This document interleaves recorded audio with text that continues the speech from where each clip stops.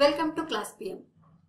ఇప్పుడు మనము మన రామాయణంలోని బాలకాండ గురించి తెలుసుకుందాం. బాలకాండలో మనం ముందుగా చెప్పుకున్నట్టుగా రాముడి యొక్క బాల్యం గురించి చెప్పబడి ఉంది. రాముడు ఎలా జన్మించాడు, ఎవరికి జన్మించాడు, ఎక్కడ జన్మించాడు, ఆయన నేర్చుకున్నటువంటి విద్యలు ఏంటి, ఎవరు గురువులుగా ఉన్నారు, ఇవన్నీ కూడా బాలకాండలో తెలుసుకోబోతున్నాం. బ్రహ్మ ఆదేశానుసారంగా వాల్మీకి రామాయణ రచనకి పూనుకున్నారు. అయితే ఈ రామాయణ రచనలో భాగంగా అయోధ్య నగరం ఉంది. అయోధ్య నగరం ఏంటి, అది ఎక్కడ ఉంది? అయోధ్య నగరం సరయూ నది తీరంలో గల కోసల నగరంలో ఉంది. కోసల నగరంలో ఉండేటువంటి అయోధ్య అనేది ముఖ్య పట్టణంగా కోసల నగరం విరాజిల్లుతూ ఉన్నది. అయోధ్య అంటే యోధులకు జయింప శక్యము కానిది అని అర్థం. అయితే దీనిని మనువు నిర్మించాడు అని చెప్పుకుంటారు. ఈ కోసల దేశానికి రాజెవరు అంటే దశరథ మహారాజు. దశరథ మహారాజు సూర్యవంశానికి చెందినవాడు. ఈయన కోసల రాజ్యాన్ని ఎంతో బాగా పరిపాలిస్తూ ఉన్నాడు. ఇతని ఆదరణలో ప్రజలందరూ కూడా చాలా సుఖ సంతోషాలతోటి ఉన్నారు. అందుకే మన రాజు ఎలాంటి దారిలో అయితే నడుస్తారో ప్రజలు కూడా అలాగే నడుస్తారు. అంటే యథా రాజా తథా ప్రజ అనేటువంటి నానుడి అంటే జాతీయం కూడా దీని వల్లనే పుట్టుకొచ్చింది.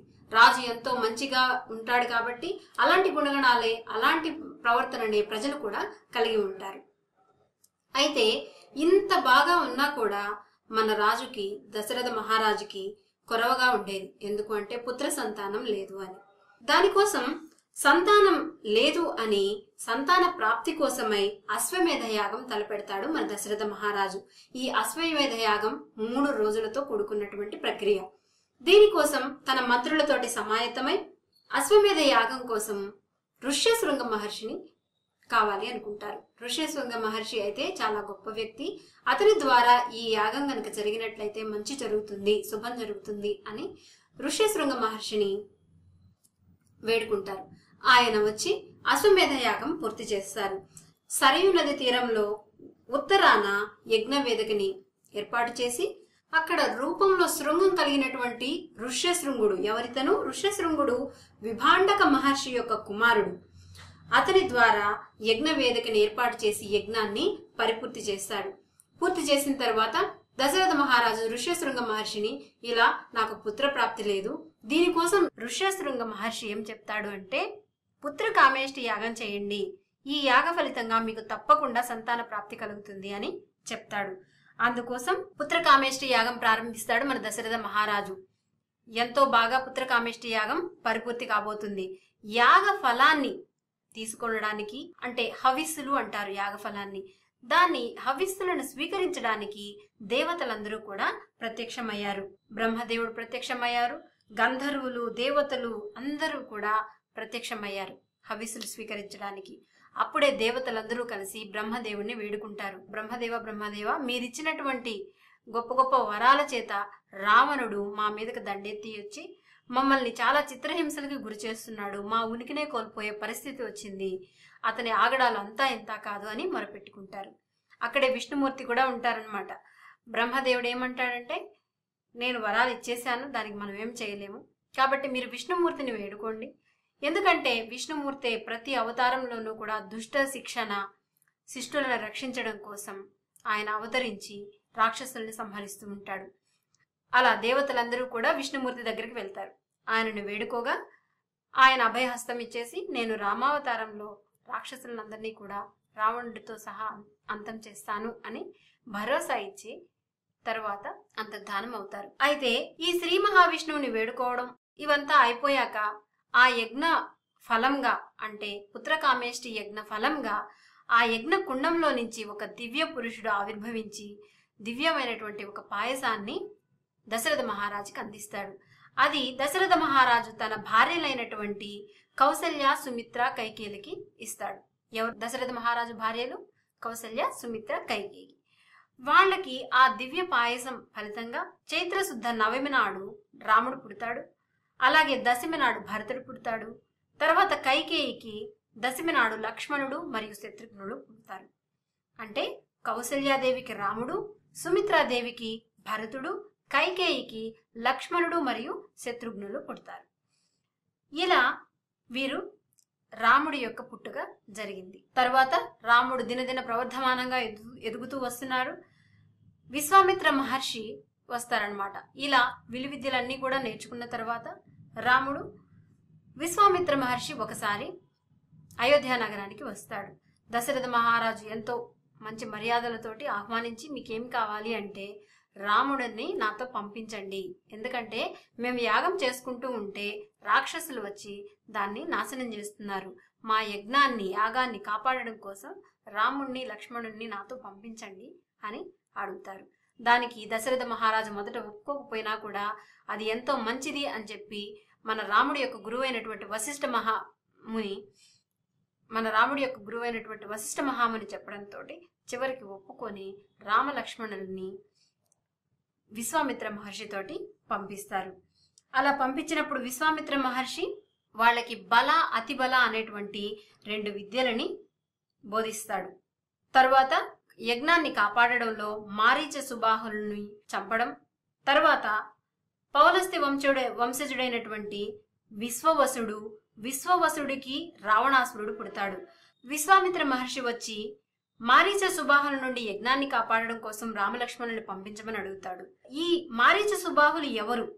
వీళ్ళెవరంటే పౌలస్త్య వంశజుడైనటువంటి విశ్వవసుడి యొక్క కుమారుడు రావణాసురుడైతే రావణాసురుడి యొక్క సోదరులే మారీచ సుబాహులు. వాళ్ళని చంపడం కోసం ప్రయాణమవుతారు రాముడు లక్ష్మణుడు. అయితే దారిలో మన విశ్వామిత్ర మహర్షి రామలక్ష్మణుని కాపాడడం కోసం వాళ్ళు కాపాడుకోవడం కోసం నిద్రాహారాలు ఆకలి దప్పులు లేకుండా ఉండడం కోసం బల అతిబల అనేటువంటి 2 విద్యలని రామలక్ష్మణులకు బోధిస్తాడు. దీనివల్ల ఆకలి దప్పులు ఉండవు, శత్రువులు ఎవరు మనల్ని ఓడించలేరు, వాళ్ళు మన నిద్రావస్థలో ఉన్నా ఒకవేళ ఏమరపాటుగా ఉన్నా కూడా శత్రువులు ఎవరు మనల్ని ఏమీ చేయలేరు. అందుకోసంగానే బల అతిబల విద్యల్ని విశ్వామిత్ర మహర్షి బోధిస్తాడు. తరువాత గురుసేవ విశేష ఫలితాన్ని ఇస్తుంది. ఈ గురుసేవ యొక్క ఫలితం ఏంటి?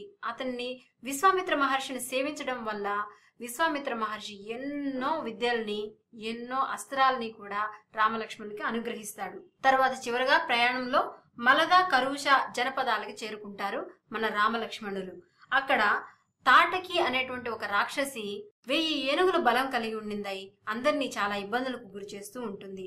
అలాంటి తాటకిని శబ్దవేది అనేటువంటి ఒక అస్త్రంతో రాముడు ఆమెని చంపేస్తాడు. అలా తాటకిని వధించినటువంటి మన రాముడిని విశ్వామిత్ర మహర్షి ఎంతో ప్రేమతోటి చూసి ఆయన యొక్క అస్త్రాలని కూడా అనుగ్రహిస్తాడు. తర్వాత రామలక్ష్మణులు విశ్వామిత్రుడు అందరూ కలిసి సిద్ధాశ్రమం చేరుకోవడం, అక్కడ యజ్ఞ భూమిని ఏర్పాటు చేసి 6 రోజుల పాటు జరిగినటువంటి యజ్ఞంలో 6వ రోజున యజ్ఞ కుండల నుంచి జ్వాలలు అతిగా వస్తుండడం, అంటే అది రాక్షసుల యొక్క రాకని తెలియజేస్తుంది. అలా రాక్షసులు వస్తున్నారని తెలిసి ముందే జాగ్రత్త పడి 6వ రోజున మారీచుడినేమో సీతేషువు అస్త్రప్రయోగంతో, సుబాహులు ఏమో ఆగ్నేయాస్త్రంతో, రాక్షస సమూహాన్నంతా కూడా వాయువ్యాస్త్రంతో అందరినీ మట్టి కరిపించేస్తారు మన రామలక్ష్మణులు. అలా యాగాన్ని కాపాడి యాగం పరిపూర్తి అయిన తరువాత మిథిలా నగర రాజు జనక మహారాజు ఒక మహాధనుస్సును కలిగి ఉన్నాడు. అది చూస్తే మనకు చాలా మంచి జరుగుతుంది అని విశ్వామిత్రుడు చెప్పడంతో అందరూ కూడా రామలక్ష్మణులు మరియు విశ్వామిత్ర మహర్షి మిథిలా నగరానికి బయలుదేరుతారు. అక్కడ సోనా నదీ తీరంలో విశ్రామం తీసుకుంటారు. తర్వాత గంగా నది దర్శనం, గంగ యొక్క గొప్పతనాన్ని వివరించమని అడగడం, గంగా వృత్తాంతం అంతా కూడా మన విశ్వామిత్ర మహర్షి రామలక్ష్మణులకు బోధించడం, సగరపుత్రులకు ఉత్తమ గతులను కలిగించడం కోసం భగీరథుడు బ్రహ్మని శివుణ్ణి మెప్పించి ఆకాశగంగని భూమికి తీసుకుని వస్తాడు.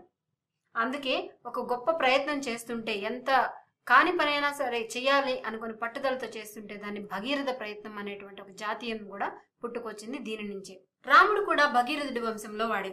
తరువాత దారిలో గౌతమ మహర్షి ఆశ్రమాన్ని చూడడం, అక్కడ అహల్య వృత్తాంతాన్ని కూడా మొత్తం వివరించి రాముడి యొక్క దర్శనంతో అహల్య యొక్క శాపం విమోచనం అవడం, గౌతముడు మరియు అహల్య ఇద్దరు రాముడికి లక్ష్మణుడికి విశ్వామిత్ర మహర్షికి కృతజ్ఞతలు తెలుపుకుంటారు.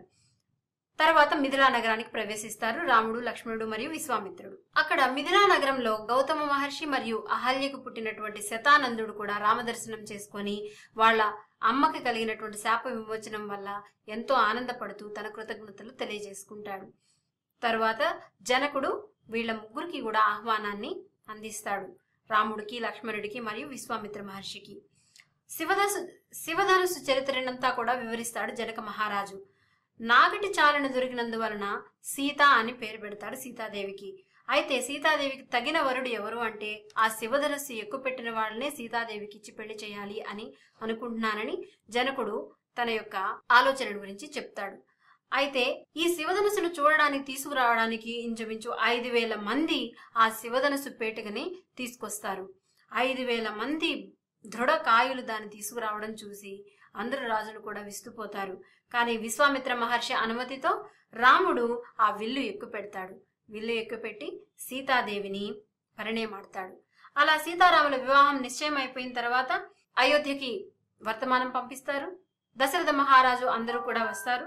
జనక మహారాజు పుత్రికలైనటువంటి సీతాదేవి, ఊర్మిళ. సీతాదేవి రాముడిని పరిణయమాడుతుంది, ఊర్మిళ లక్ష్మణుడిని పరిణయమాడుతుంది. అలాగే జనకుడి యొక్క తమ్ముడైనటువంటి కుశధ్వజుడు ఉంటాడు. కుశధ్వజుడి కుమార్తెలు మాండవి, శృతకీర్తి. మాండవినేమో భరతుడికిచ్చి వివాహం చేస్తారు, శృతకీర్తిని శత్రుఘ్నుడికిచ్చి వివాహం చేస్తారు. అందరు వివాహాలు అయిన తర్వాత పరశురాముడు వస్తాడు. మరలా పరశురాముడి రాక ఆయన పరశురాముడు అంటే ఏంటి? ఆయన 21 సార్లు భూప్రపంచాన్ని మొత్తం చుట్టేసి క్షత్రియులందరినీ నిర్మూలించాలని కంకణం కట్టుకున్నాడు ఈయన పరశురాముడు. ఎందుకు అంటే కార్తవీర్యార్జునుడు జమదగ్నిని చంపాడు అని, కార్తవీర్యార్జునుడు అనే అతను తన తండ్రి జమదగ్నిని చంపాడని పరశురాముడు ఈ దీక్షను పూనుకుంటాడు. అయితే నువ్వు శివధనుసును ఎక్కుపెట్టావు, ఈ విష్ణు ధనుసును కూడా ఎక్కుపెట్టగలవా అని చెప్పి రాముడి దగ్గరికి వచ్చి కోపంగా అడుగుతాడు. అప్పుడు వైష్ణవ ధనుస్సును కూడా ఎక్కుపెట్టి అతను రాముడిని చూసి, అలా ఎక్కుపెట్టిన రాముడిని చూసి ఈయన సాక్షాత్తు విష్ణుమూర్తి అని తెలుసుకొని ఆయన అభివందనం చేసి వెళ్ళిపోతాడు. అలా పరశురాముడు వెళ్ళిపోయాక వీళ్ళందరూ కూడా అయోధ్యకి ప్రయాణం అవుతారు. అయోధ్యకి ప్రయాణం అవడంతో మన బాలకాండ ముగుస్తుంది. తర్వాతి వీడియోలో మనం అయోధ్యకాండ గురించి తెలుసుకుందాం. అప్పటి వరకు సెలవు మరి.